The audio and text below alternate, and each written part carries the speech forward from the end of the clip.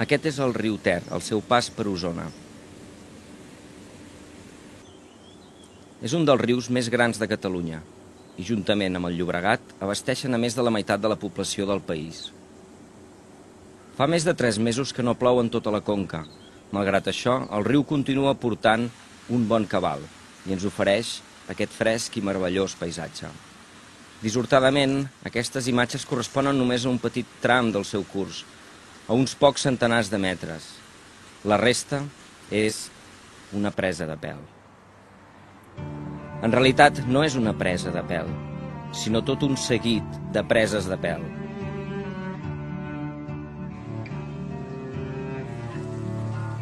Un rosari continu de rescloses prenen l'aigua del riu i la posen dins de canals particulars, amb la sana intenció de produir molts diners pels seus propietaris i energia elèctrica. El riu queda reduït a un esquelet de roques i pedres eixutes, desert de tota vida. Entre els mesos, la vida i la mort, i el pou que ens ofega.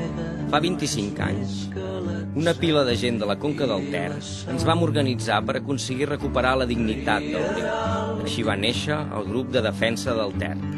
I amb ell hem fet actes de tota mena per recuperar la salut i la vida del nostre riu. A l'any 2000, el GDT va tenir una ajuda molt important.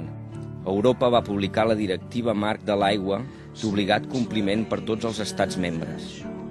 La idea fonamental de la directiva és la d'aconseguir, en un termini de temps concret, un bon estat ecològic de totes les masses d'aigua d'Europa. És a dir, que els rius puguin ser rius. A Catalunya, després de molta feina entre tècnics, administració i societat civil, s'ha aconseguit aprovar una llei que garanteix el cabal suficient a tots els nostres rius. I tan ben fet està que des d'Europa ens han felicitat.